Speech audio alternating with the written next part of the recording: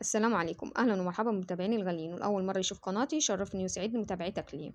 وبحب أشكر الخمسة ستة اللي بيتابعوني وبيعلقوني. تعالوا ندخل على مكوناتنا على طول ونعمل مع بعض البسبوسة الاقتصادية. معايا بولة وهنزل بثلاث مجات من سميد البسبوسة، أي نوع سميد معاكي، أكياس سايب أي نوع سميد بسبوسة. وهنزل بالثلاث مجات سميد بسبوسة وعليهم مج من السكر، سكر حبيبات عادي خالص. هنقلب المكونات الجافة ببعض، وهنزل عليهم بمعلقتين كبار من البيكنج باودر، معلقتين كبار من البيكنج باودر. مش هنخلطهم معاهم، هنسيبهم دلوقتي. هعصر عليهم نص ليمونة، هعصر على البيكنج باودر على طول نص ليمونة مباشر، بيديني الفوران اللي انتوا شايفينه ده، وهو ده المطلوب معايا. وهنزل عليهم بمج مية حنفية عادي خالص فترة. دي كل مكوناتي للبسبوسة، وهتدوقي أحلى بسبوسة اللي هتاكليها في المحلات.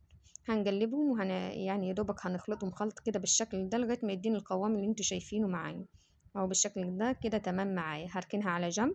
هجيب بولة أو طبق صغير، وهنزل معلقتين عسل أسود، وهنزل عليهم بنفس الكمية معلقتين مية عادية فترة برضو من الحنفية، مش أكتر من كده. هنخلطهم ببعض، وهنجيب معايا الصينية اللي هستخدم فيها سميد البسبوسة. زي ما انتوا شايفين خلطتهم مع بعض، هاخد نص الكمية في الصينية اللي هستخدمها، نص كمية الخليط. هدهن بالصينية دهنة كويسة جدا، وهجيب البسبوسة اللي أنا عملتها، وهنزل في الصينية هسويها كويس، واديها خبطتين كده عشان تتساوى والوش يتساوى معايا بالشكل ده. هنجيب باقي المكونات بتاعتي او الخليط اللي انا عملته، المية والعسل، وهدهن وش الصينية من فوق بالراحة خالص بالفرشة زي ما انتوا شايفينها اهي معايا. بعد ما اخلصها ده لازم تدخل عندي التلاجة مش اقل من ساعتين. هدخلها التلاجة بتاخد حوالي ساعة ونص ساعتين. هعمل السيرب بتاعي.